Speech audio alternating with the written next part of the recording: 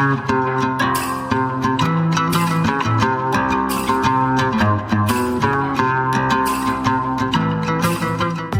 to The Film Board, the movie conversation podcast reviewing the latest releases that you've seen and want to talk about. My name is Ocean, and I am the host of The Film Board podcast. And on this episode, we are talking about Dune.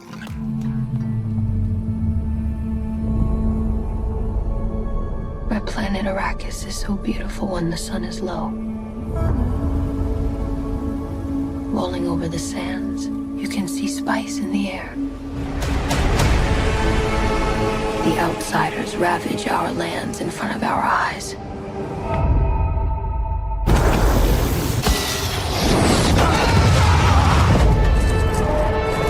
Their cruelty to my people is all I've known. What's to become of our world? Today, I am chatting with a few of my friends to get their thoughts on this movie so we can share them with you. So, welcome, Pete Wright, host of The Next Reel. Hello, Ocean Murff. It's great to see you. Good to see you, too. Welcome, Steve Sarmento, host of Trailer Rewind.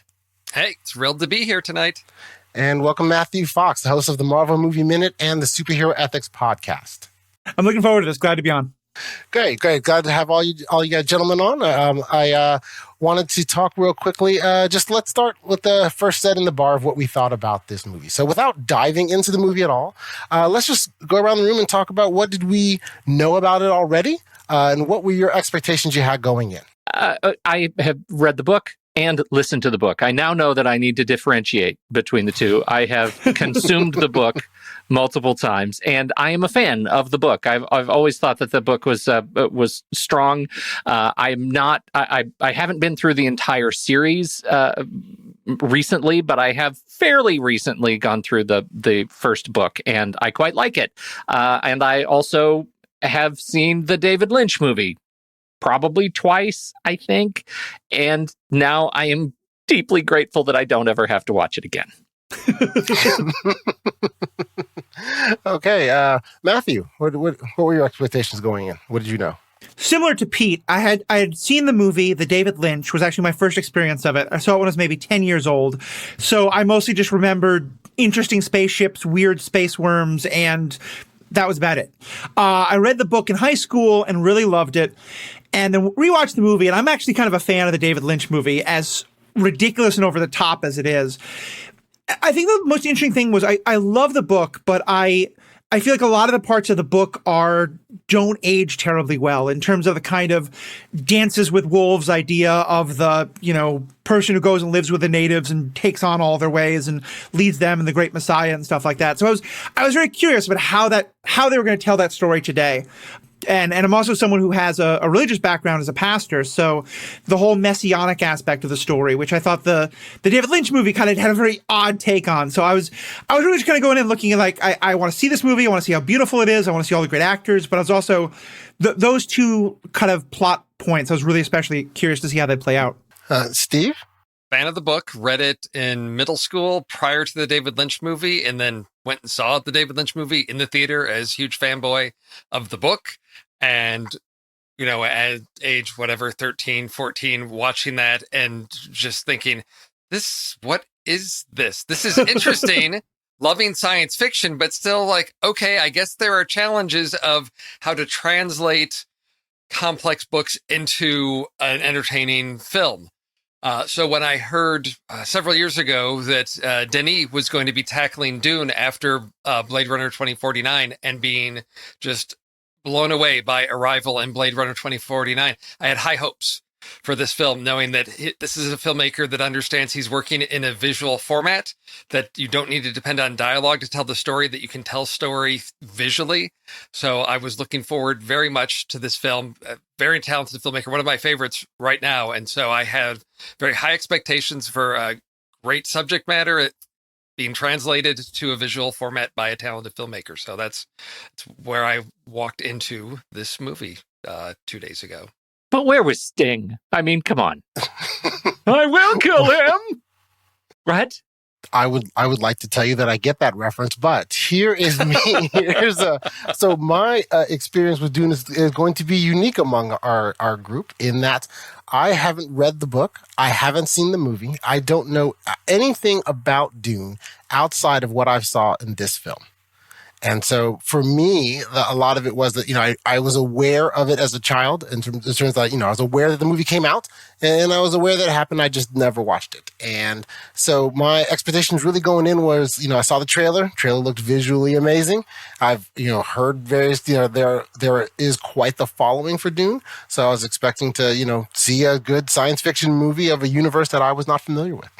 I find that fascinating. I think that's going to be a really interesting perspective because I am, in many respects, I think, too spoiled. And so everything I am looking at in Dune, there is at least a little part of me that's comparing it to the David Lynch, the Gurney Halleck, and what was Patrick Stewart doing in that movie. And there's just so many little elements that now I feel that sense of great relief. And I know that biases me pro this movie. Because I don't know. I think it's too soon to separate it for me. I had kind of a similar experience, not as much even comparing it to the past, but because I'm not going to movie theaters as often, I'm not seeing as many trailers. And at some point in the last year, I made a decision to just stop watching trailers since the only way to do so was to, search for them online. And I just love not knowing anything. And not having seen a single shot, I feel like getting to experience the incredible visual beauty of this movie was really blew me away in a way that I was kind of felt very vindicated for the no trailer watching. Oh, that's awesome. Well, we will continue our conversation after this short break.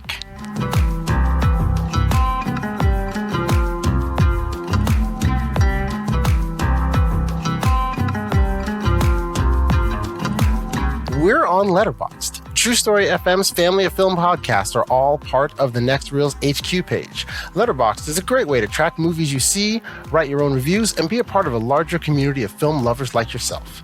Sign up for your own account today, and if you upgrade to Pro or Patron account, use the discount code TheNextReel with no spaces at checkout to save 20%.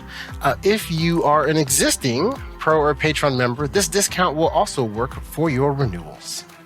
The only constant in life is change, and the Film Board is no exception. We are working hard to continue bringing you thoughtful and fun conversations about big movies that have just opened in theaters. It does take time and cost money, though, and to that end, we could use your support. Please consider becoming a member of this show and the Next Reel podcast to help us out. You may right now be asking me, what do I get as a member? How about member bonus episodes each month that only you will have access to? Early access to every episode. Join the host before each recording of the Film Board episodes for our pre-show chat to discuss the movie and anything else in the world of entertainment. Watch live streams as we record our shows.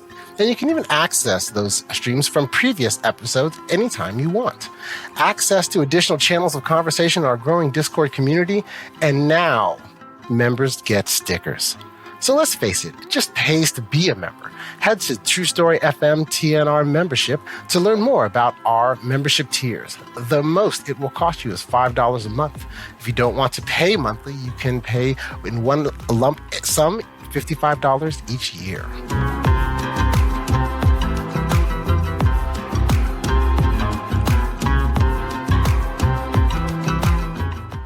And we're back. I think I'll just start with a quick synopsis of the movie. And I'm going to leave out quite a bit of detail and also show a little bit of my hand in that since my entire experience of Dune is this movie, this is the synopsis as a whole as I see it.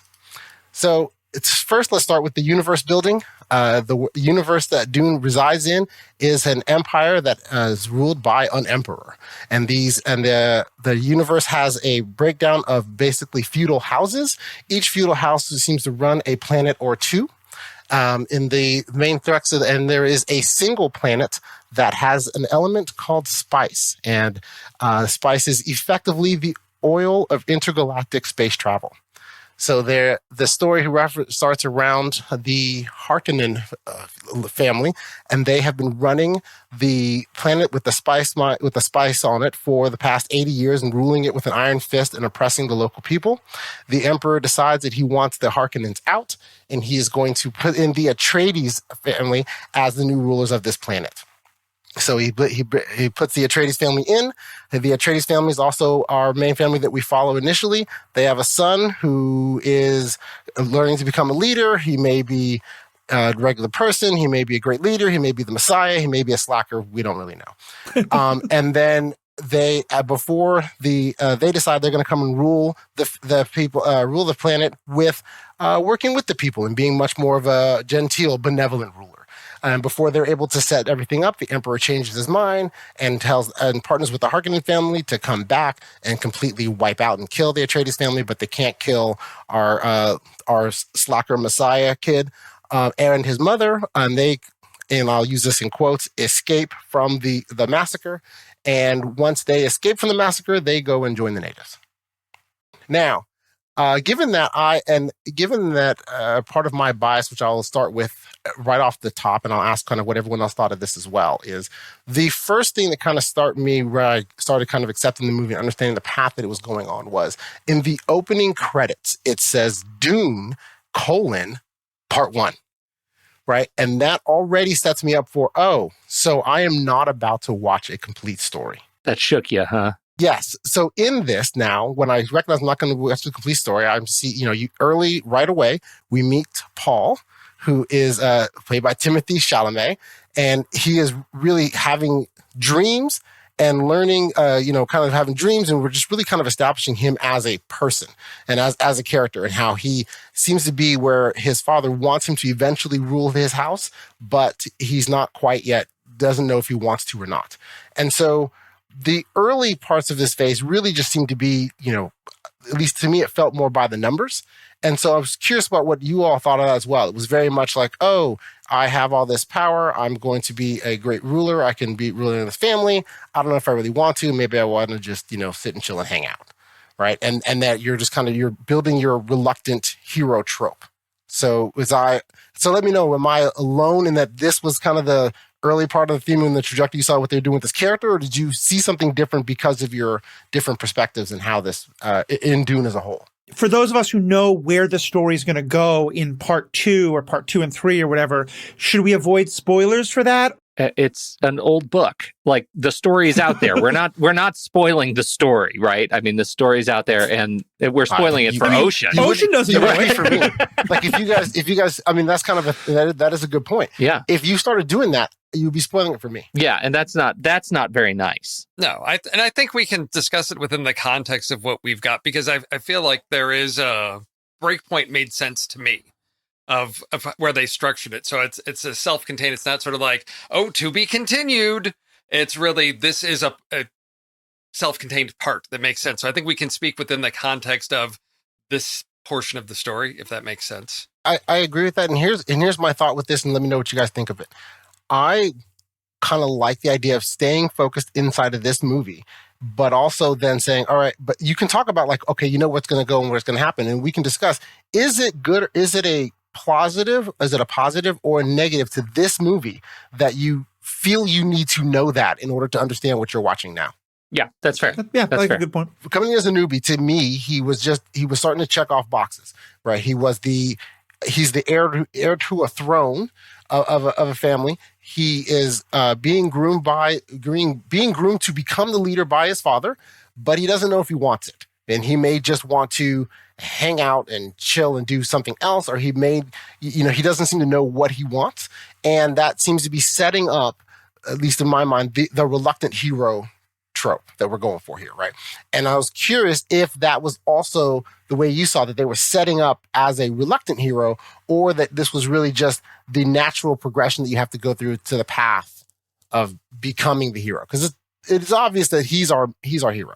I think it's important to note that it's not like it's easy to find the reluctant hero because he's just young and doesn't know what he wants to do with himself, right? And we have that. Like, No, Paul does not want to become a moisture farmer and work with Uncle Owen and Aunt Beru, right? Like that's no not what he wants. converters. No power converters. He's got to go to Tashi Station, and he's a whiny kind of a brat. That's not Paul, and that's never been in my assessment of Paul. Paul is stuck between two things that are very different, right? He is quite literally pulled in two diametrically oppositional directions. One, his father to become the heir to the administrative head of this family Atreides and take over the business operations and military operations in service of the empire, and the other, his mother, the Bene Gesserit, who is teaching him the way, which is, this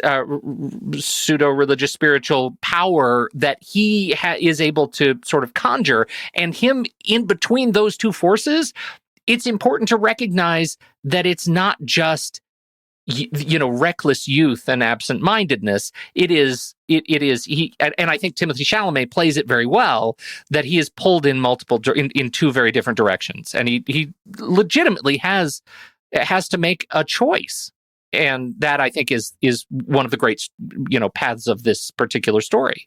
I think that's a really great way to see it, because I think especially it's not just that he's pulled in these two different ways, but also that there's a thought that going to Arrakis, to Dune, might be a way to synthesize the two, because he's coming to think, and his mother's hinted at this, but he's not sure, that he might actually be this savior, this messianic figure that has been prophesied for a long time, and that his mother and her people have been kind of intentionally setting up in if you're a Babylon 5 fan, a Vorlon kind of a way.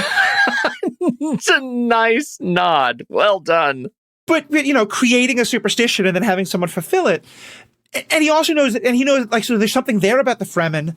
And he also knows that his father wants to, there's kind of like a noblesse oblige attitude his father has, where he wants to be much better to the Fremen and not oppress them the way the Harkonnens is. So yeah, I think that's kind of one of those interesting things in the first part of the movie, is seeing him being torn by these two, and then feeling like there could be a way on Arrakis to bring them together, but also seeing that that's not going to work. I did not get what you just described. Do you feel in the movie that he knows that they think he's messianic? Yeah, there's a scene. It seemed like there's a scene where she mentions it, but it doesn't seem like he fully grasps what that means. Like he's just kind of like, okay, they think I'm special, but not that he's going to, in essence, save or lead the people. Like, do you feel that he actually in this movie grasped that? Not till the end. This is terminology that didn't exist when Frank Herbert wrote this, but I mean, this, in particularly this first part, we're dealing with origin story, right? I mean, we've got a choice to be made, and I think that's, ending the story on, he's chosen his path. He's taking those steps he's taken on that mantle of, now he knows what path to take. And we've seen his growing awareness of that from, I have these dreams that sometimes come true, to now having visions of things and seeing multiple paths that can come before him, and not knowing what choices he makes, how those choices he makes, which path they will result in. But he's seeing that he has the ability to foresee potential futures. And so that puts him in a unique position that he's now taking that on. So it's more than just reluctant hero. It's origin story of this character pursuing this path, which I think, Pete, you hit right on of, does he choose between two, or is he able to find a way to merge the two? Is seeing that the role that his father's playing and trying to balance things there, and then what he takes from his mother, how will that play out in the path that he takes moving forward? So that's sort of what I see as this character arc for Paul. It's not just I'm the reluctant hero. It's not Joseph Campbell. It's more than that, I would say. In keeping with this phase in the movie, the other thing that I think that they were building as well was the political part of it, the political intrigue, right? So you're building the idea of the two houses, that they do have a conflict that seems to be known by some of the other characters, not by Paul, as far as what the history of the conflict was between the Harkonnens and the Atreides. But then the establishment of the fact that there is this unseen emperor that is able to then bequeath, planets to people, right? So at this point in the movie, especially early on, Do you feel they did a good job of setting up what they did, not only visually, but just setting up the grandeur of House Atreides and what they were being presented and given as far as they're now responsible for the Spice Planet? But also, do you think they were able to convey in a way that really convey out what it meant that they were going to be able to run this planet, right? That you're imbuing them with, in effect, all of the oil in the universe. Yes. Yeah, for me they did, and I think one of the things I really like about this, I think, brings in the production design and the fact that, to me, when I'm looking at the Atreides, I'm looking at sort of Renaissance Italy, and it is a place that where he is taught, military, but also art, and everything is finely crafted, and there is this sort of Zen atmosphere kind of merged into it as well. They have these sort of bonsai inspired plants around the house, and so I think there is a real sense of culture, but there is also this sense of royalty. And when his mother says, "You're going to have to put on the dress blues, really, because we're going to go have this agreement and this arrangement with the Imperial Herald, you need to live up to this sense of stature." I felt there was a weight to that, to the culture, and this is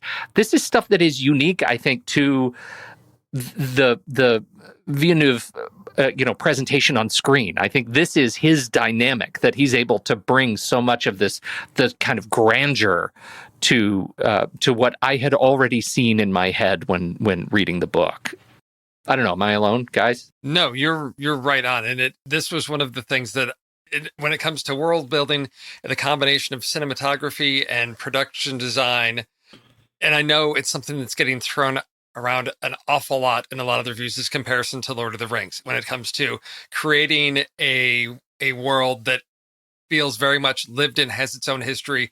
When I'm seeing scenes where we've got, whether it's just I think it's in one of the thopters that they're, on the display, the language is there, that it's bears no resemblance to our alphabet at all. It truly feels like a foreign language, an alien language. And I thought about, well, that happens in Star Wars, but there's something more immersive about it here, that I feel like we get that sharp contrast between Caladan and Arrakis in terms of two different planets, two different cultures that have grown and just thrived in their own directions. And that was one of the things that I loved about this movie so much, was that sense of place and history that is present in each of the locations that we're at, that they're distinct. I feel like it's a lived in place with its own, myths, history, all of that.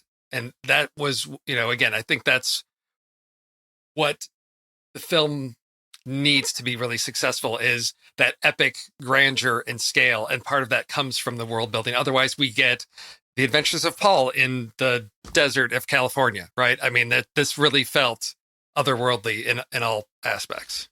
Yeah, I think I mostly agree, although I have one major complaint.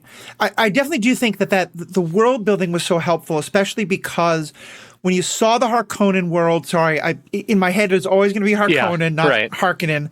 I'll try to fix that. As opposed to the Atreides worlds, as you all said, they were so different from each other, and they're both so different from Dune.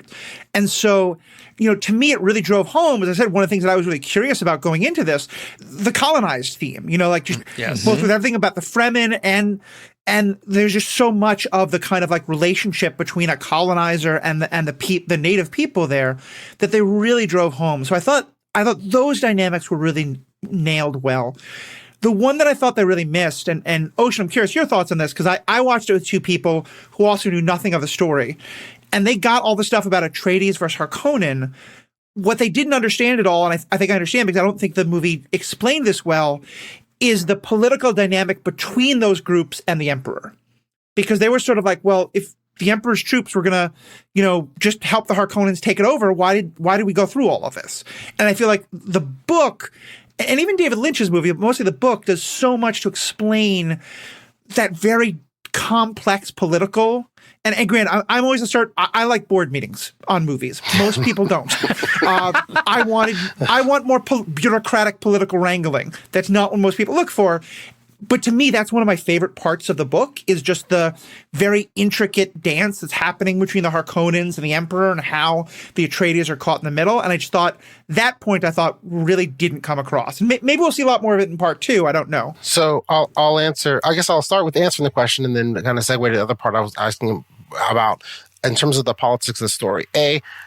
Yes, I got it because I'm a bit of a political junkie, and so I also like you, I like board meetings because they're going to discuss and tell me what's going to happen here, right? And I understood that, and this is at least this is how I understood it.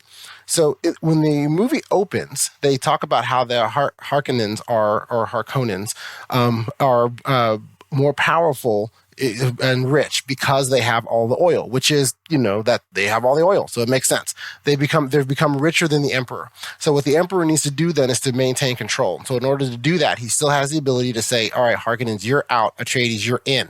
Atreides are becoming powerful as well in their own right. But to keep feudal, or when you're an emperor over feudal fiefdoms, one of the best ways to stay that way is they have to fight each other and hopefully kill each other. So then to switch back to the Harkonnens, you're like, okay, I've already been able to establish a relationship with you that I get the vig that I want out of what you're producing. You go back and kill the Atreides, that knocks them off the board. That's good. They have to rebuild their world that keeps them weak. Also, it's going to cost you, Harkonnen, so much to do this, then that it's going to bring you down a bit so you can't then challenge my rule. And that's how I read why the Emperor was doing that, to go back and forth. Because otherwise, if he just switches them, the Harkonnens are still super rich, right? They're still rich and powerful, and then he's running the risk of the Atreides eventually becoming as rich and powerful. So now he has 2 problems instead of 1. So I don't know if that's accurate or not, but that's kind of how I read it at the end of it all. But I think that early on, and this is kind of what I was curious about how they thought in terms of we're removing. So the visuals, I think we can just open and concede now the visuals of this movie are great, right? But other than the visuals, is it actually able to communicate, kind of that part of the story? I think that your question belies part of what I'm looking at, is that, you don't understand why the Atreides and the Harkonnen hate each other until at all. You never really get that. You understand why the Emperor, at least to me, you understand at the end why the Emperor is pitting them against each other. But then also, then you don't understand what I think is one of the things I think about is that the movie kind of goes in 2 phases. There's the origin story phase of Paul, and then, they have the piece of him when he's, when he first meets the, goodness, they called her a witch, but she's not a witch. Bene Gesserit, the Reverend Mother. Thank you. The Reverend Mother, when he meets her, and there's that sequence. But really then there's going to the planet. And then to me, the curious point that I have is like, well, they have opened up with Duke Leto Atreides given, one of the best father-son lines ever of, hey, if you become the great ruler, great. If you don't, you're everything I want you to be, my son, right? So now you already have the heartstrings, and so you're, as a fan of that character, you're like, hey, this is a great guy. And then as a cynic of movies, you're like, oh, well, he's not going to make it. He's going to die, right? He's going to, you've made me care about him, so he's not seeing the credits. Yeah. Right. But were they able to then convey as well? And this is what part of my thought was, is he that great person that you think of in that moment? Or is he just a different side or a different flavor of the same oppressor that the Harkonnen family is going to be? Because even though he's saying he wants to rule with the Freemen, right, he still wants to rule, right? He still wants to run the planet. And he still is going to then mine the spice. So he's going to do the same things. It might be a nicer hand, but isn't he really just a different flavor of ice cream here? To your point and to Matthew's, I think, the idea or the sort of theme of colonization in Frank Herbert's, book that is communicated here, it is hands off the ethical discussion therein. Like, we're not going to make a statement here. We're going to, that table stakes is this planet will be ruled because it's got the spice and we need to be there for the spice. So the fact that Leo Atreides goes in and says, I want to rule compassionately so that we can be in an arrangement we're still going to end up with the spice. You need to understand I think that's really important to note that that we're seeing just a little piece of a massive galactic, machine. And as big as things are on this screen, it's still a very small piece of the imperial effort. And it ignores a lot of stuff, I think intentionally. That's the statement that it's making. And I would very much agree with what you're saying, Ocean, with both of you, but Ocean, the way you talked about it, to me, it feels like that's the best proof I can imagine that the movie did part of what I wanted it to, in that I think the movie is aware that Duke Leto is not really, that he's kind of that noblesse oblige, like he thinks he's going to be a better ruler, but he never questions should he be a ruler. I think this movie is more aware of that question than, as Pete, you were saying, Herbert was not thinking of that question. Yes. And that was a way of kind of advancing that I really liked. And I think the other thing that this movie did very well is it really showed him as kind of a fool. Like, just everything about this screamed trap, and I feel like part of what, I think, Steve, you were talking about it as kind of a very feudal thing. And to me, it was really about this idea of, like, if you go onto a battlefield obsessed with honor and go onto a battlefield with someone with a gun behind his back, you're going to have a lot of honor and you're going to die with honor. It's in such a contrast to his mother that I feel like that's also a really, I'm really curious to see how in part 2, what Paul learns from what his father did, because I think the movie is really kind of like, yeah, Oscar Isaac, great guy, great dad, kind of an idiot. And that is exactly what I thought. Jürgen Prochnow would never have fallen for this, right? Like, Oscar Isaac fell for it, Jürgen would not have. He would have seen it coming. It would have ended the same, but it would have felt different. Right. And in this case, I like the softer approach of Oscar Isaac. I like he is a gentler administrator, and it makes that scene with the Baron that much more impactful, right? It makes it mean more to me than any of the sort of emotional sequences that David Lynch tried to pull. What I found interesting, again, I'm going to go back to my Lord of the Rings comparison, because I think one of the things that made that initial trilogy so powerful is coming out on the heels of 9/11, when you've got the world looking at what's being identified as a great force of evil that needs to be squashed. And then you've got a fantasy story of the same thing. And I think what's very interesting about the timing of this film is a lot of attention going on at what's happening in the Middle East, what America's role was in that, and looking at, are there parallels there? Are those the reasons why certain choices were made in this story? Because 2021 is very different from 1965 when Herbert wrote this. We've learned a lot of lessons, right? And there's a lot of lessons we still haven't learned. And so I think when we talk about colonization, all of that, there's a different lens that we can look at this story through in terms of that. And I have to say that, again, not always intentional with an artist, but I think a true artist is often in touch with sort of the zeitgeist and can be a lens that those things shine through. So I can't say it was an intentional aspect of this, but I think the world finds ways to speak through art. And that is one of the things that I'm seeing here, because the colonization is very much part of this story. And I think it's very much in the foreground of this portrayal of the Duke and his decisions of how he's handling his fiefdom, I guess, his house there. Yes, that.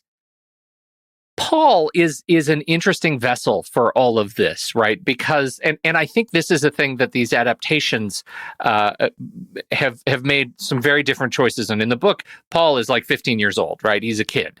And I think Timothée Chalamet's approach to this character as a vessel for both the political discussion, right, and then eventually the ethical discussion about what happens as he chooses his path and leaves this movie and saunters into the next one, I think becomes more interesting because he is so young.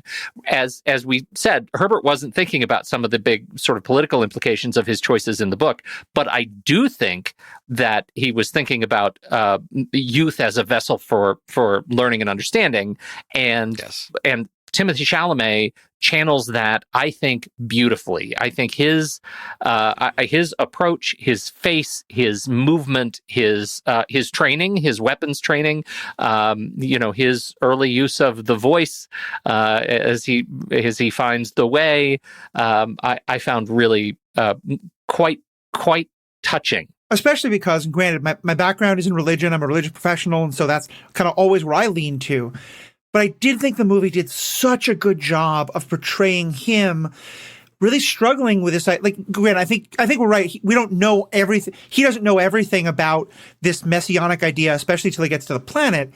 But he's certainly like, he says to his mother at one point, what does it mean to fulfill prophecy if you created the prophecy? And I to me, one of the most interesting things we have here is, if he is the one to lead the Fremen to freedom, as maybe people are talking about, well, again, in this colonialist lens, a foreign people creating a prophecy and then fulfilling it 100 generations later, that's another form of colonialism. That's again not self-actualizing those people in any way, or them self-actualizing themselves. Right.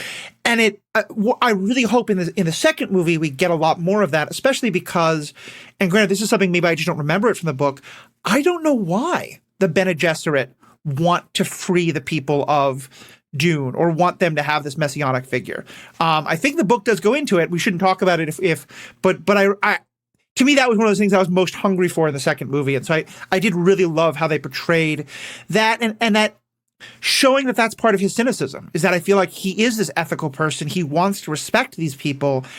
And so he doesn't love that they're worshiping him because he thinks they've basically been taught to, instead of some actual genuine religious experience. Right, and because they set that up, the Reverend Mother, she actually, he overhears her saying they've already started this on the planet. I think they did a favorable job of planting seeds in this movie that I have faith. I have faith that they will pay off in the second, because I feel like so much of this angle in the original was they moved through it very, very quickly, more thuggishly. Yes.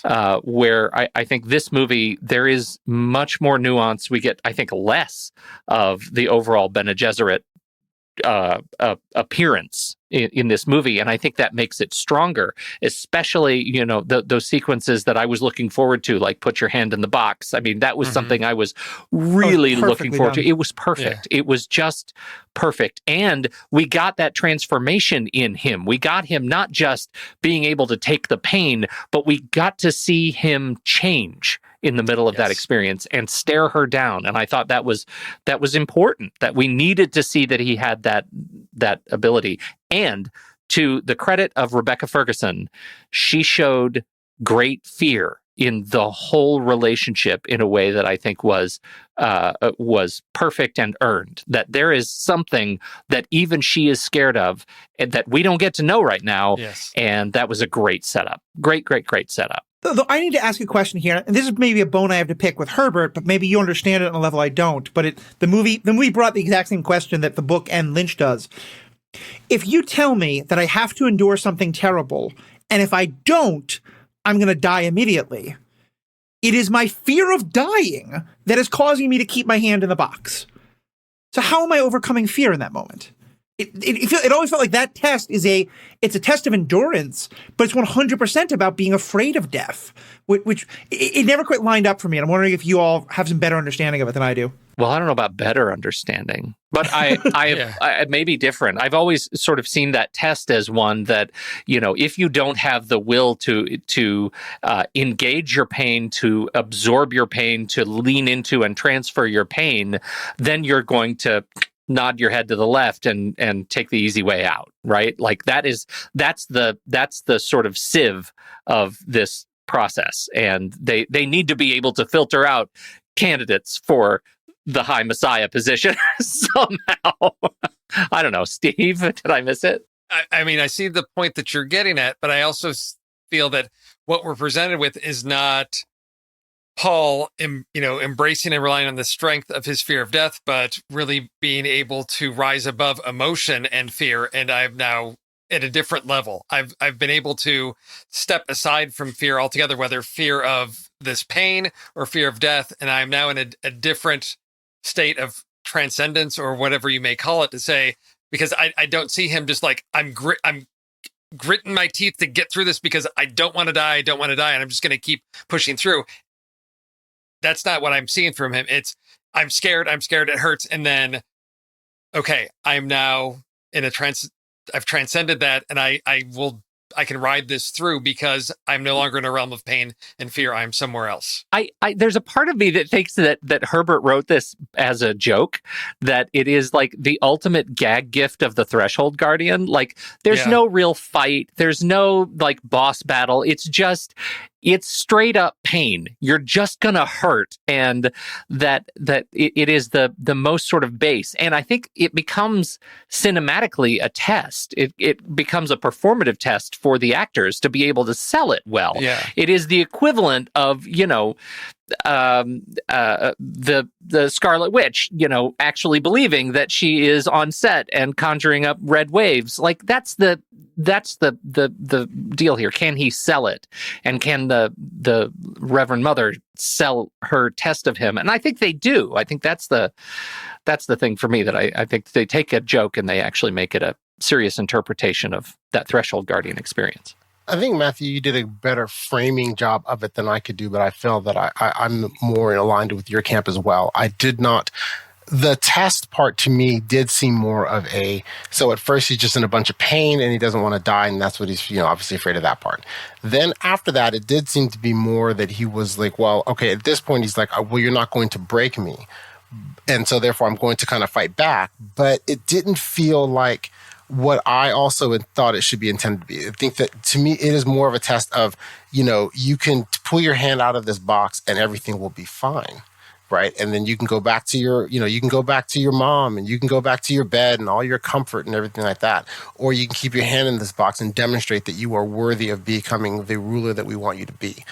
But by including if you pull your hand out of the box, you're going to die. It then makes it where, there is the taking your hand out of the box does not provide enough relief unless the pain in the hand, which I don't feel that they convey enough. That if the pain in the hand is so bad that you would feel death, there would be a pleasant, sweet relief from it, that's one thing.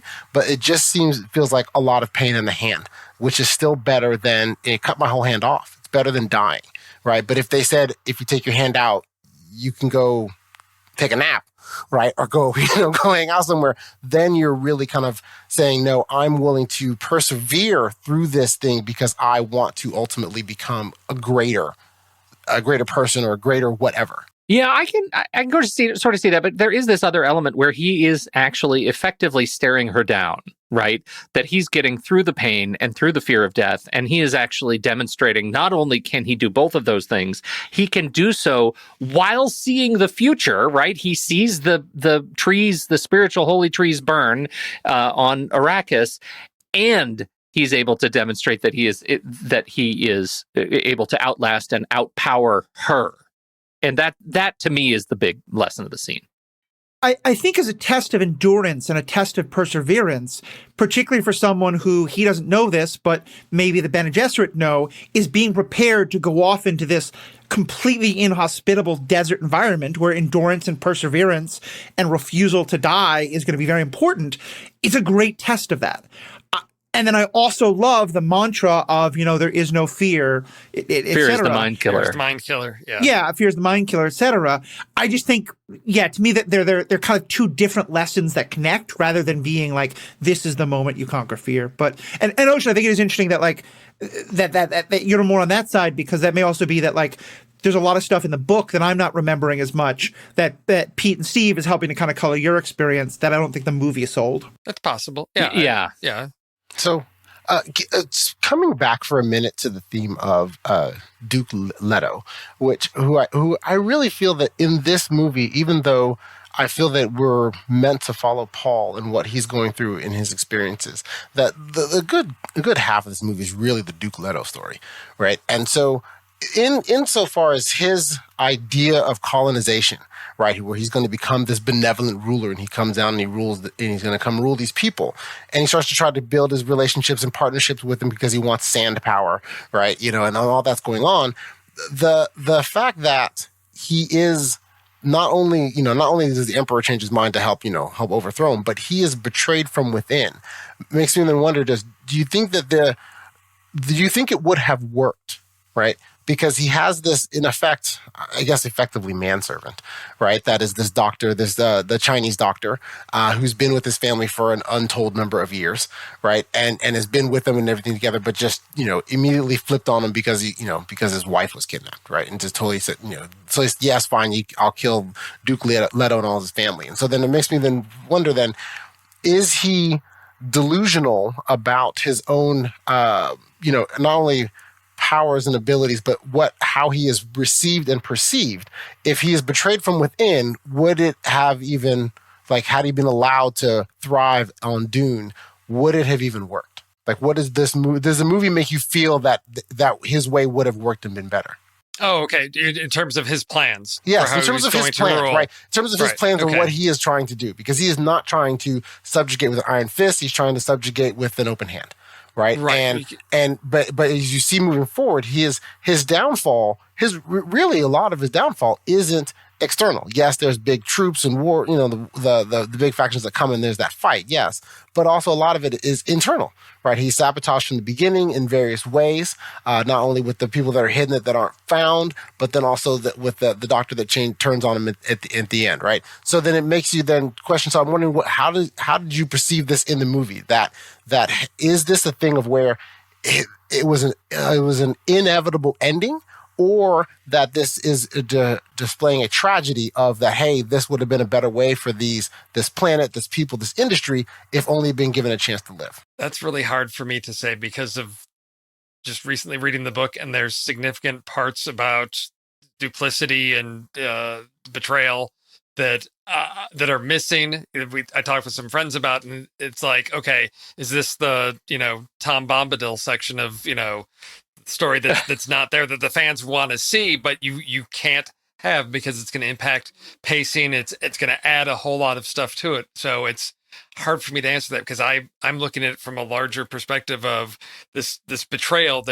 In the book, there's so much more to the betrayal that it's not just there's this betrayal. And so I don't know how to answer that question. If it requires this external knowledge to answer that type of a question, do you feel that the movie doesn't convey anything with this then? Because I think the question is there, right? But do you feel that the movie does not provide enough to have an opinion on it? I feel like my answer won't satisfy you because it's going to be depending on other information that I would want to bring to that discussion. But I think it's a valid question to ask in terms of what are we really seeing with the Duke's plan, and is because it gets to the point of, is he a competent leader, or is he really outmatched in this? Is he trying to take on something that is not going to work? Because as Duncan reports, they've miscalculated the numbers. There's hundreds of thousands of Fremen, not 50,000. So there is this much larger force there that they even anticipated. So is this something that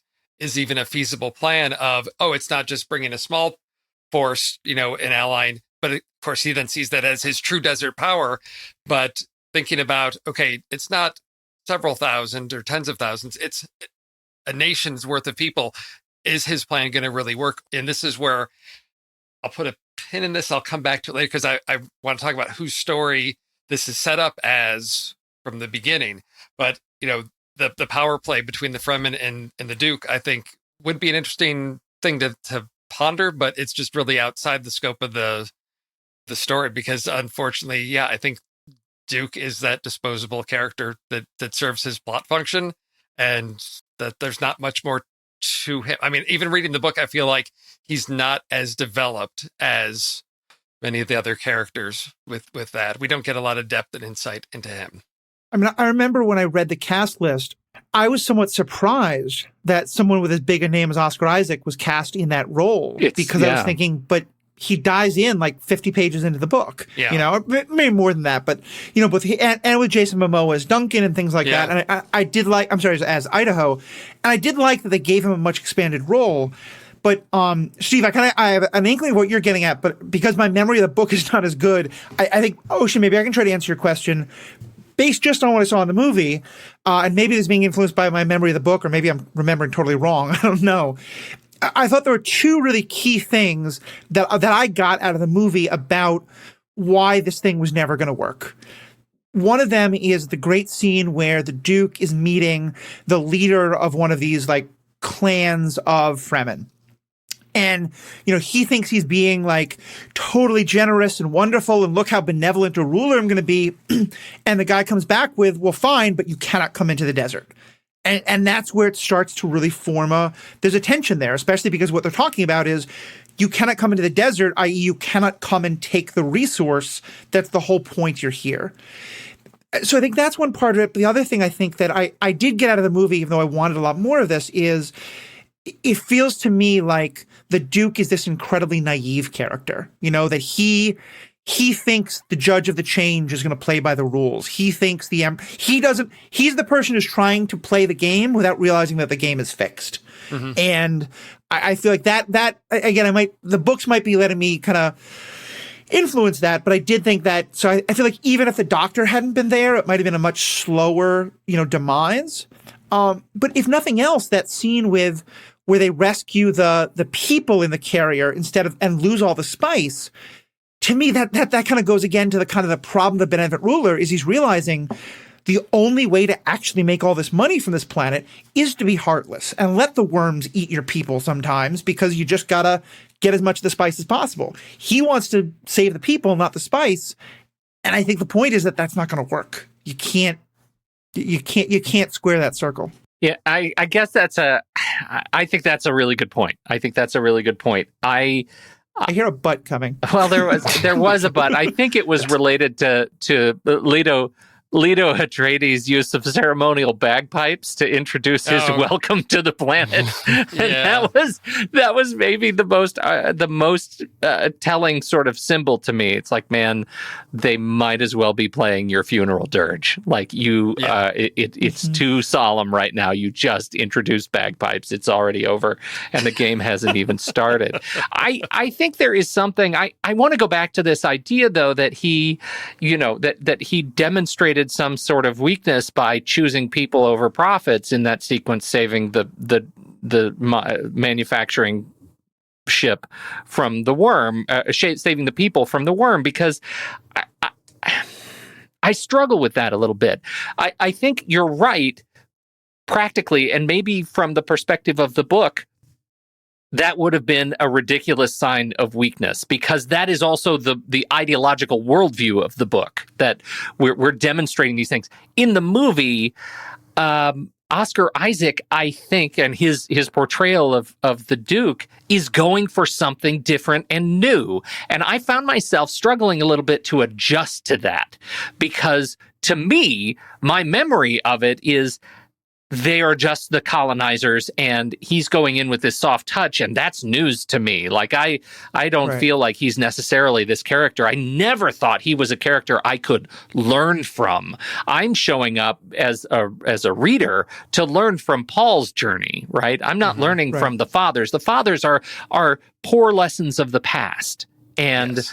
And so that's a thing I'm struggling with. In the movie, does it work in the movie to give us the soft touch of Oscar Isaac's Leto Atreides? And to me, it does, but I absolutely see how it doesn't quite feel strong enough. Just to clarify that, I don't think that it's weakness. I think that it's a kind of like, can I be a benevolent ruler? Yeah, right. And he's coming to a system where the whole system has been built like oppression is the lifeblood of this system. Yeah. And so it's not weakness, it's that he's kind of like, can there be happy oppression? And the answer is that when the answer is even the oppressed won't let you fit into that system, right? Like, no one wants you to be that guy. What you guys are describing is about let's talk for a second about choosing the people over the equipment. I guess I viewed it differently. I didn't even think of it as like, is this the opinion of it being either a sign of weakness or just to make the wrong practical choice, partly colored by the exterior knowledge that you have of the books? Because I looked at it as a practical decision to save the people over the equipment, because I was like, because my thought is I can make more equipment. But it's not the equipment, it's the spice. It's spice. It's the value of the spice that is lost. Well, but he can't save the spice. The worm is going to eat that, right? But he can't save them. So the whole thing was get him out or lose the people and the equipment. Like, he can't save it. right? So I don't view that as his choice. His choice is to save the people or let them die. Yeah, right. And I think that's the conundrum here, because even if he let the people die, he's going to lose the spice. And so he's trying to be the ruler that actually does have a heart and can save the people. The key line of dialogue in that moment is, because it is about when he says, damn the spice. Yes, when he says damn the spice. And we've got that reaction shot from Dr. Which, again, let's talk about casting and switching gender on a Dr. character. Liet Kynes. Yes, and her reaction to that was, to me, as somebody that is tied to the land, that is very much, connected to the people of the land, and seeing that here is a leader who doesn't care about the spice. And so I think that, to me, that was the pivot of the scene, not so much in that he was actually making a choice, but for him to express his values of, I don't care about the money that's being lost. These people are more important. And that speaks to his character. And for me, that's really what it was about. And I think that's sort of what we're delving into, is a man who's going to say, I'm going to value these people because I'm here for the people and to do this. And versus the prophets, although he knows what he needs to do, he knows he's got to be that benevolent leader and not just, I'm going to extract every ounce of work out of people and work them to death. People are important. I am this leader. And that, I think that's where we're getting that aspect of, the benevolent leader. It's not that he actually had an opportunity to choose one or the other.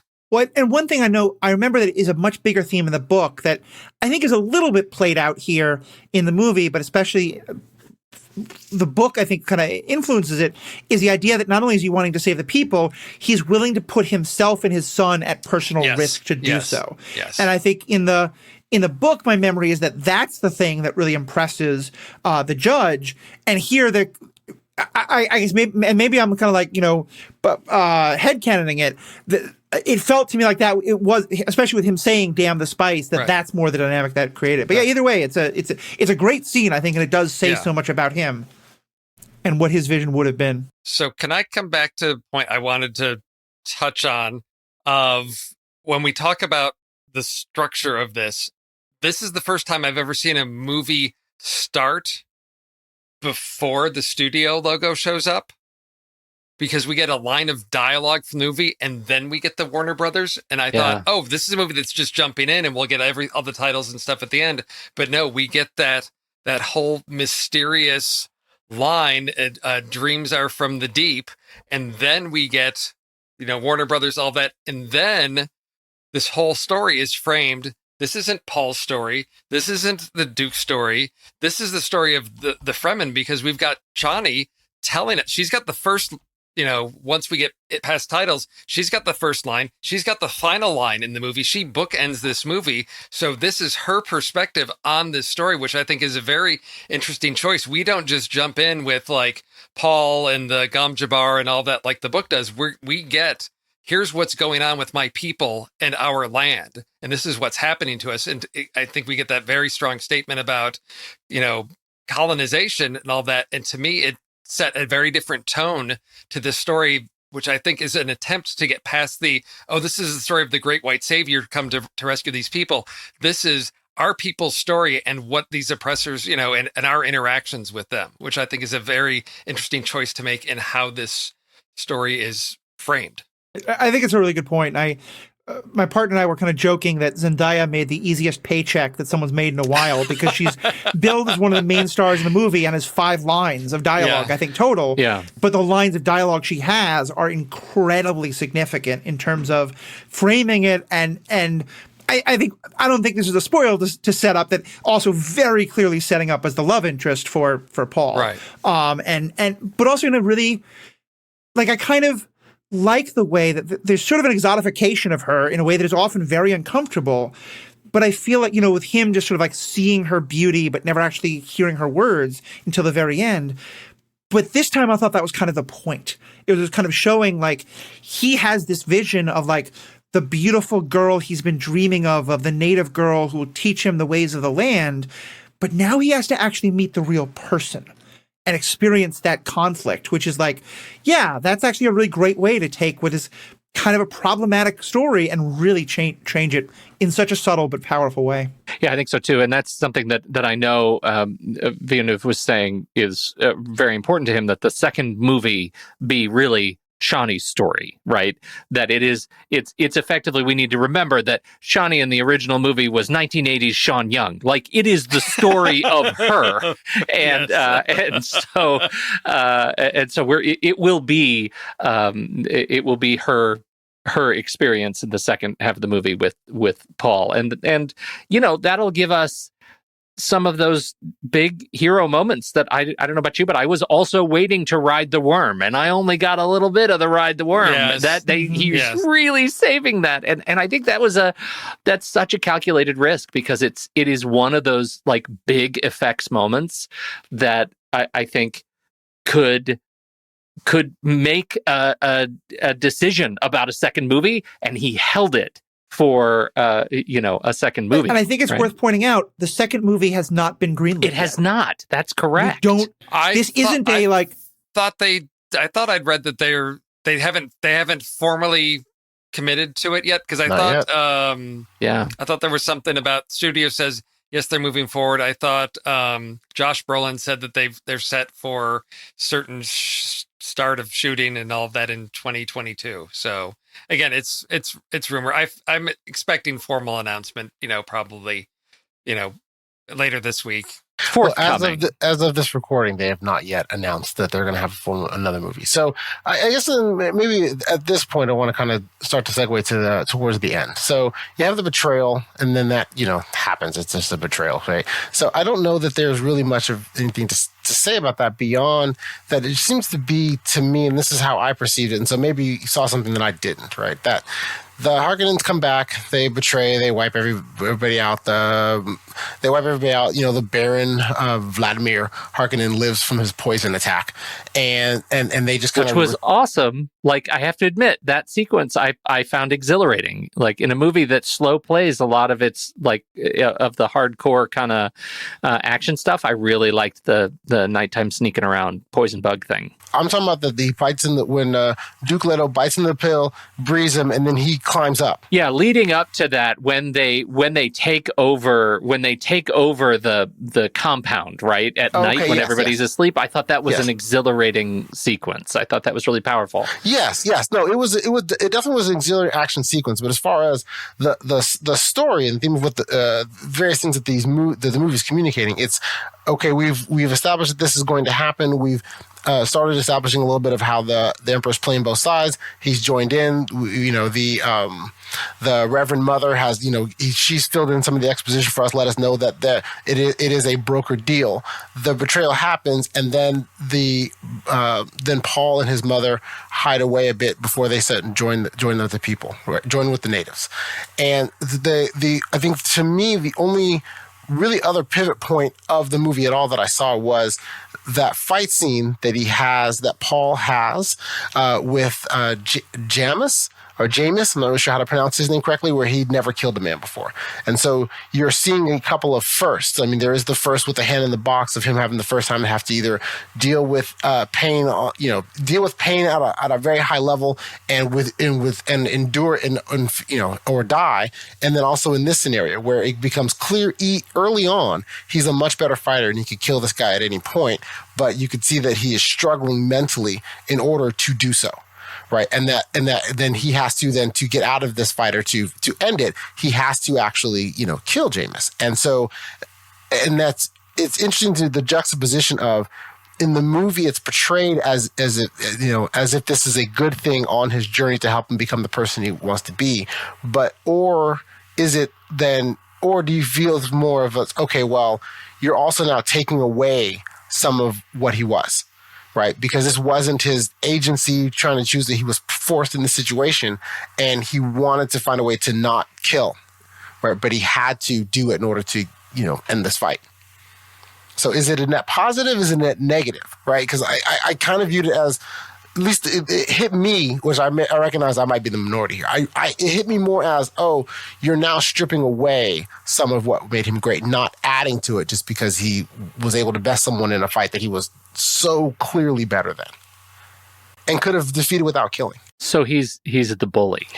I'm sorry. Right. This is the Karate Kid, but Danny Russo is the bad guy. Well, to me, actually, it's more something from Game of Thrones. I don't think the scene ever happens in this show, but in the books, there's talk about, the kid who has been trained by the experts from birth to be a great fighter, beating up a kid in the town. And I think that to that extent, I definitely did not like that scene, and this will be something I'll talk about more later. I thought everything after the betrayal and battle scene was pretty bad, to be honest. I just did not. I was falling asleep for a lot of it. And to me, I think, first of all, we say this is the scene where he first kills someone. He had just helped his mother kill a couple of Harkonnen guards. And he might not have literally been the one to do the death blow, but he was certainly involved in their deaths. And so for me, that it didn't land. I feel like that scene should have been one of the early conflicts of the second movie.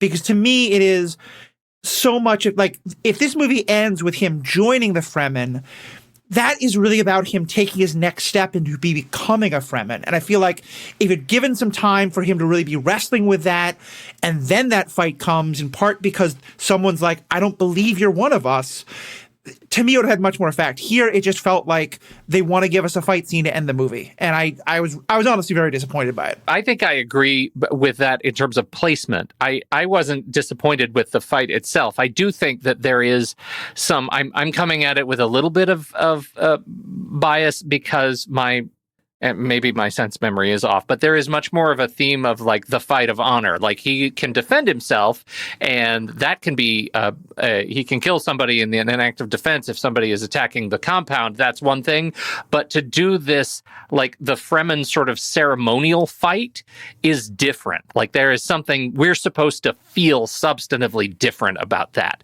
and the fact that you didn't connect with that tells me that the movie didn't communicate that well enough, and that I was writing some head stuff in there to fill in some of the blanks, potentially.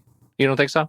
No, I don't think so. And I may be wrong, and this is where I may have to go back, in streaming and look at some stuff, because there are so many. Paul's got so many visions, and he talks about, okay, there's somebody gives him a knife, and he's got all these premonitions or future visions, whatever we're calling them, about this. And then just prior to this fight, we see some of these visions, and I don't know casting and all that, but there's a moment where he sees someone, I believe it's Jamis, who says to him, "I will teach you our ways," as if he's a mentor. There's a possible future where his enemy is actually his mentor. Now he's put in a position where I've seen this person as possibly my teacher, and I'm not, now whatever choice was made, I have to kill him. And for me, that played into, it's not just a fight for fight's sake. It is getting to Pete of this ceremonial, it's the coming of age moment. And for me, it was the way to end this, because he's now crossed the threshold. And so now he takes his first steps, and that's where we get to in the second story of he's grown from the kid he was to the man he will become, and he's made that pivot. He's leaving one life behind and is now first steps into the next. And for me, that sets me the tone of the journey we're about to take, rather than waiting to know what's going. Now I know Paul has made that choice. He's embraced this identity as, this is the road I need to take. Well, and it's right before that, Steve, to your point specifically, where he has that vision of Jamis killing him, right? And that's that as well. That's the huge thing, that Paul Atreides must die to rise again. And this is Paul Atreides saying, I don't trust you, Fate. I'm going to go ahead and become this other thing. I'm going to take an active role in my future. I'm not going to trust the visions as a guide. I am the guide. And I think that is an important sequence for me as a transition to the next movie. And that's why I'm on the fence about this idea of this becoming the introductory sequence of the second movie versus, the way to end this one. I was I was longing for, at the end of the movie, I was longing for more movie, and that is my experience generally with, I don't really care for the part 1, part 2. I want to see it like now. I think that may perfectly explain how we saw it differently. And it goes back to something, Steve, you said, where you said that what you love is that this movie told so much of it visually instead of using dialogue. Because to me, what that tells me is it kind of obviously helps me with my feelings about this movie. Because what it says is, this is a very well-made movie that's not for me. Because I hated that. Yeah. Like, I thought the scenery was beautiful. Yeah. But I was literally like on my couch having to poke myself to stay awake in that last hour because there's just so many scenes of him looking out into the sunset and out over the desert. There's a lot of with desert. Nothing happening. And I just kept thinking, this is space that could have been used for politics. This is space that could have been used for anything except these interminable shots. More boardroom, more boardroom. Boardroom and Or more battles, or more any. And I think that's. Yeah. I was so bored by the time we got to that fight scene that probably also colored it a lot for me. That I was just like, we'd gotten to so many points where I thought the movie was going to end and then it didn't, that I was just like, come on, stop. At least 3 times at that.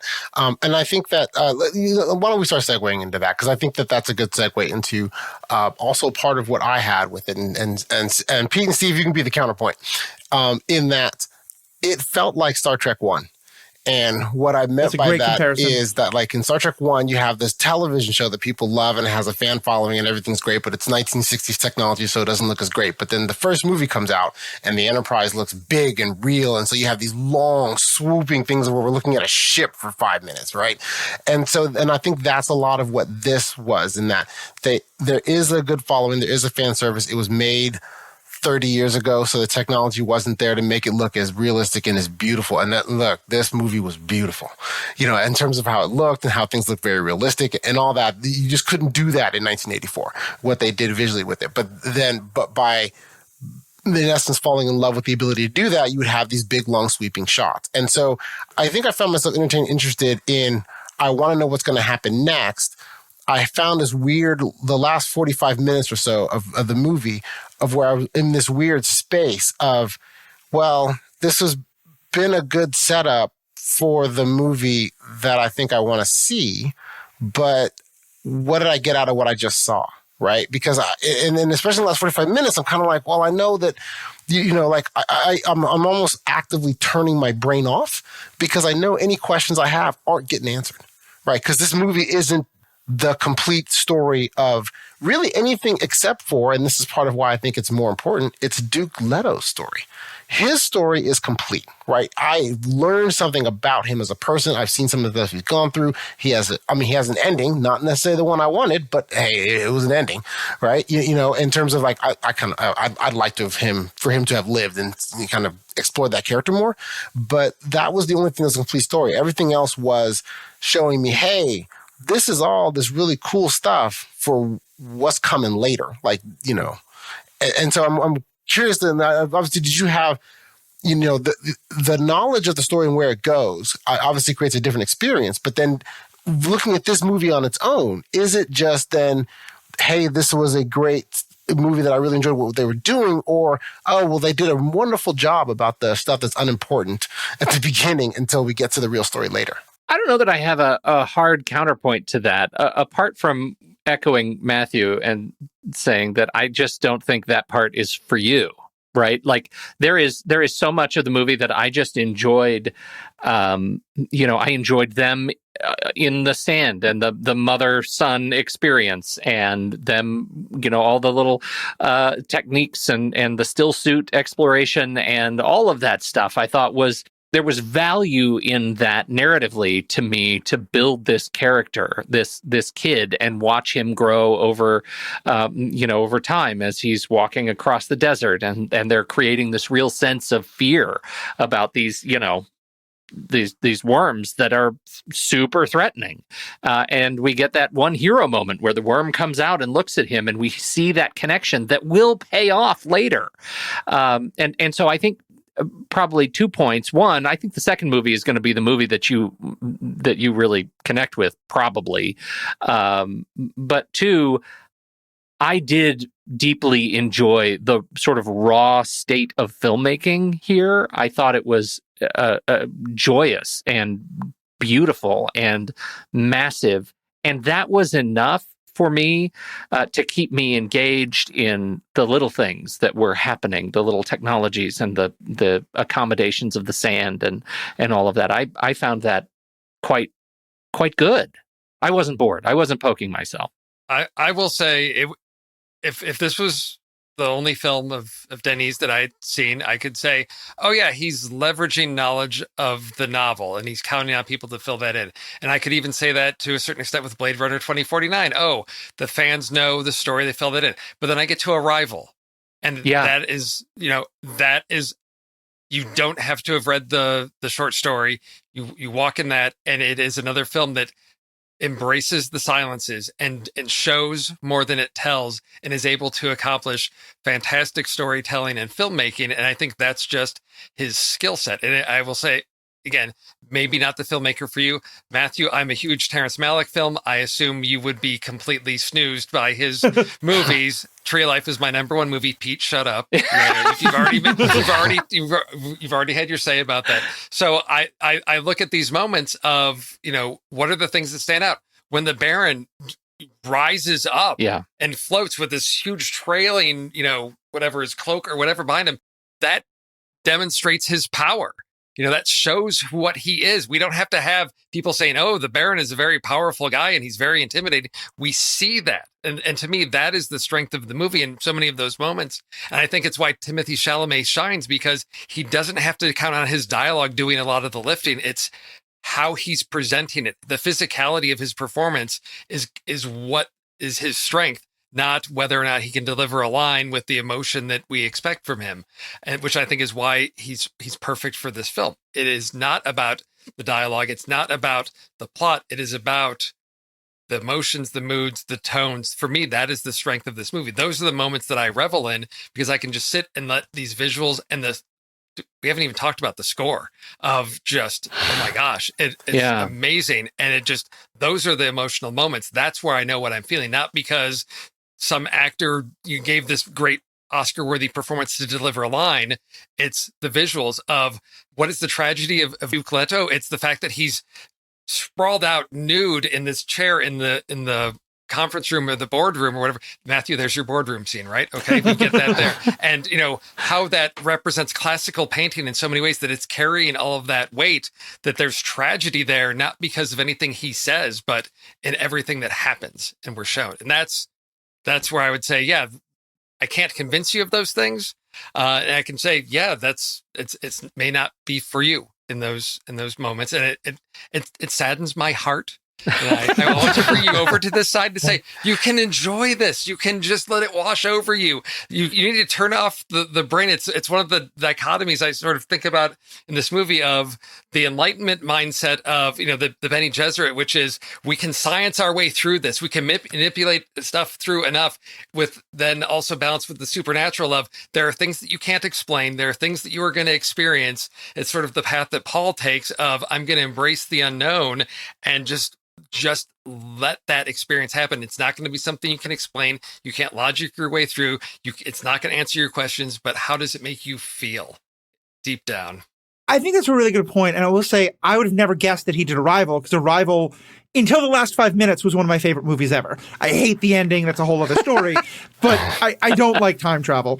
But I think for me, there's two big differences. One is that Arrival is a full and complete story in and of itself.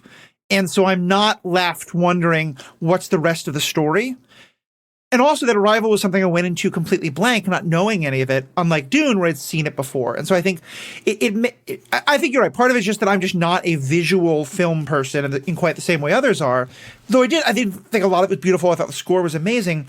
But I felt like that those twin things of that I knew what the story could be and how much was being left on the cutting room floor, and that we weren't even going to get to the end of the damn thing, and that it just the time. Like I think if it had ended soon after the battle, I would have thought this was one of the best movies I've seen in an awful long time.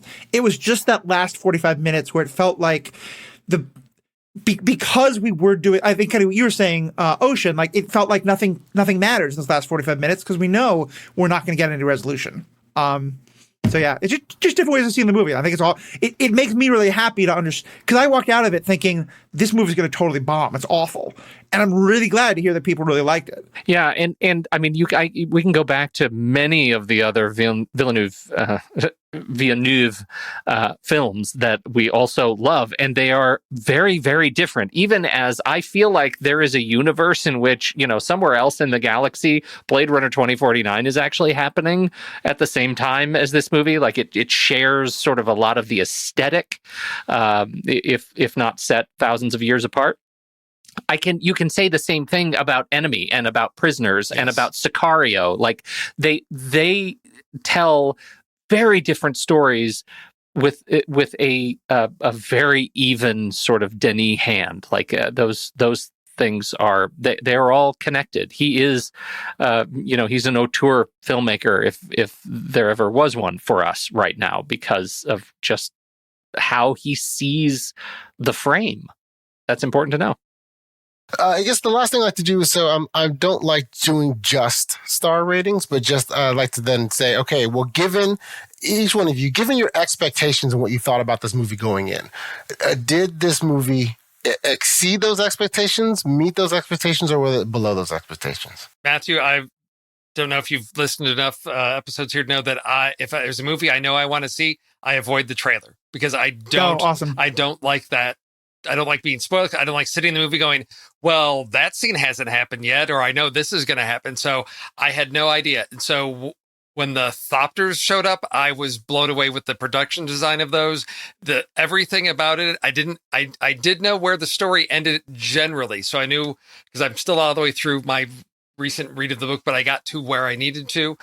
So I got a sense of the story arc that we were going to be getting. And I guess, did it exceed my expectations? I set a high bar for Denny, but he delivered what I expect from him, which is a favorite film of mine. And so 4.5 stars on rewatch, and after part 2, may be at 5, because this is just one that is part of me. It is in my soul now. This is a film that I just really connect with because it delivered in so many ways of just what I had dreamed of hopefully happening with this movie. Matthew? I think I'm going to find it very hard to give it a rating. And it's, to give a comparison, I'm very involved in MCU fandoms, and people often ask me to rank my favorite MCU movies. And I always say I can't separate Endgame with Infinity War, because to me they're the same movie. It just and you have to just judge them all as one piece. I can help you out with that. Infinity War is better. All right, go ahead. Okay. As long as we understand that Steve Rogers is utterly and totally wrong in the movie. But different story. We'll get you on superhero ethics to discuss that. But so I'll say there's a lot of things I really liked about the movie. Just to go on the visual stuff, one thing I was so blown away by was the way they conveyed just the utter size of the interstellar ships compared to the regular spaceships. And the fact that nothing looks aerodynamic in the slightest, because they don't really explain spice yet. I don't think this is a spoiler, but like the base idea of spice, as I remember it, is that you get so freaking high on this drug that it's kind of like the joke about he's so high he can see through time and space. Well, kind of actually, you hallucinate that you're in this other planet, and then you are. And that obviously wasn't explained, and you're probably gonna get 100 angry fan emails that I'm not explaining it well.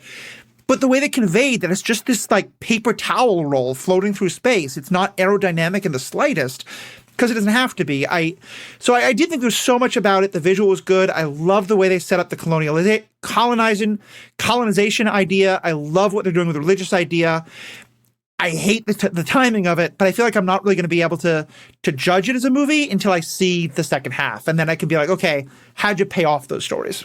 So rating of that aside, going in with what your expectations were, is this movie meeting those expectations, or is it below them or above them? I'd say, somehow, again, maybe because I missed the trailers, I didn't know it was part 1. So I expected to see the whole story. So it failed entirely on that regard. And I think just... I thought the first 90 minutes were some of the best filmmaking I've seen, and I thought the last 45 were just god awful.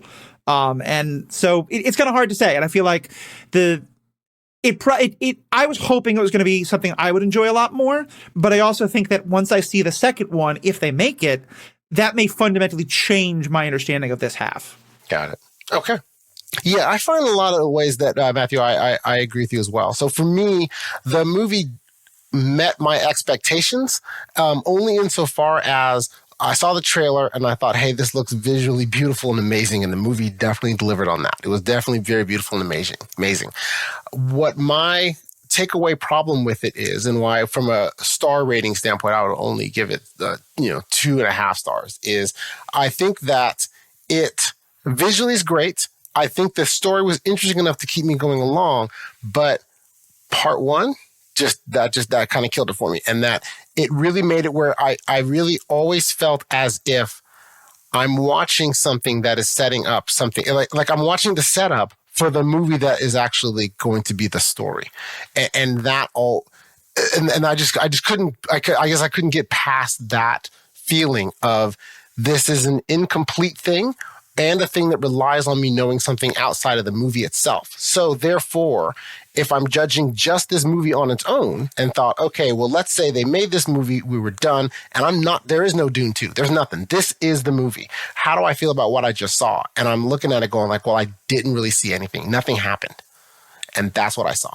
I think I agree with you there. So, Pete? Oh, that's such a shame. It makes me sad. And also it makes me grateful that I have the baggage of the rest of the story because, what you are demonstrating for me is that it, to some degree, fandom here counts toward the experience of this movie. I think to a great degree. And so I value that. To me, I think this was a gorgeous just exercise in filmmaking. I think many of the performances we talked about sort of the lack of the Baron in this movie, but let us not leave this conversation without at least shouting out, 8 hours of makeup chair time for Stellan Skarsgård every day when he was on set, because his just commitment to doing practical makeup for the Baron, I think, is a testament to his craft. I think he was great. I wanted to see more of him, and that's, I guess, a good sign. I have to jump in there, but this will be a free plug for Next Real Stuff. As someone who's doing the Marvel Movie Minute right now of Thor, I'm spending so much time talking about Stellan Skarsgård playing his character in Thor as this very sweet, lovable. His acting just blew me away. Yes. It's so different. Sorry, Pete, to interrupt. No. Hey, worthy. go check that out on Marvel Movie Minute. Become a member. Go on. A worthy plug. I feel like he was just great. And the fact that this movie gave so many stars that we see in other much grander, bigger, much more sort of flashy, talky kind of space battle movies, Josh Brolin and, David Dastmalchian and Dave Bautista. Like, I loved that this movie gave them a chance to slow down and to be, thoughtful warriors. And I really enjoyed their performances. To me, this exceeded my expectations. I found out very late that it was a part 1, part 2. That did not detract me from just really enjoying my experience with this movie. Even as a cinematic meditation, it is a beautiful piece of work, and I cannot wait for number 2. I'm a hard 5 and a hard beating heart on this movie. If only to bring your ratings up. on average, you will. And I know that I will see it again. I will probably see this again just so I can remember it for part 2, because part 2 looks like if they're just filming it now, that means we should expect to see it in 2025. Something like that. Because way too long from now. Yeah. But anyway, so thank you all very much for joining me to talk tonight about Dune. Have a great evening, Matthew. Thank you so much. It's been really a great pleasure to be here. Have a good night, Steve. As always, Hondo. Pete. I'm still here, and Okay, I've decided I'm going to keep talking about Dune after you all leave. So have a good night, everybody. I got more to say. I'm just going to be hanging out by myself. All right. Well, don't forget to join our online community with fellow movie lovers. Learn more at thenextreel.com/discord. And again, if you're not already a member, please consider supporting this show. To learn more, visit thenextreel.com/membership. And don't forget to do the stuff that you're supposed to do with your podcasts. Rate them, review them, subscribe, and of course listen. But perhaps the most important thing to do is share. Please let any movie lovers you know about this show. Please, the best way to have more people listen to the show is you. Thank you very much. And coming up next month, we will be talking about the Eternals. Thank you, everybody, for listening.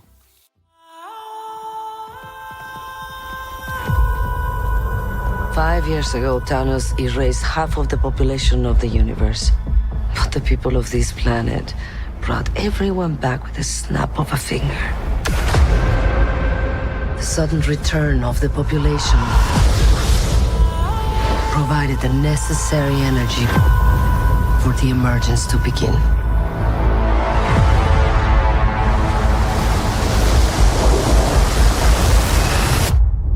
How long do we have? 7 days.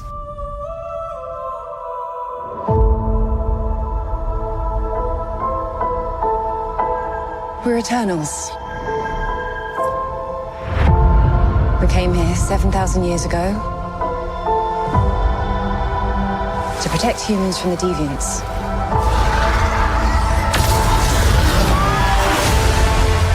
Why didn't you guys help fight Thanos? Or any war, or all the other terrible things throughout history? We were instructed not to interfere in any human conflicts unless deviants are involved. By who?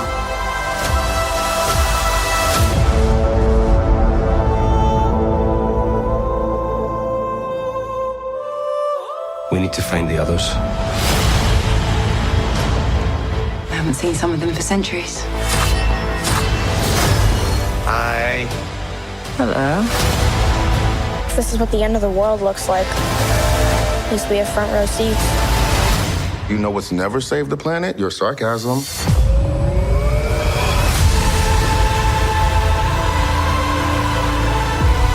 We have loved these people since the day we arrived. When you love something, you protect it.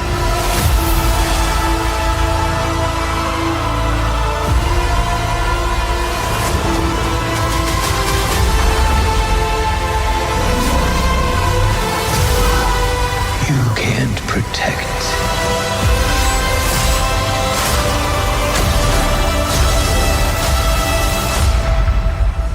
Any of them.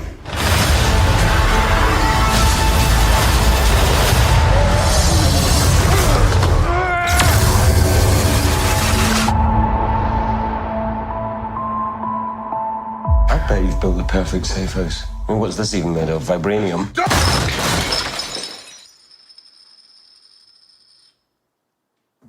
Fall collection. IKEA.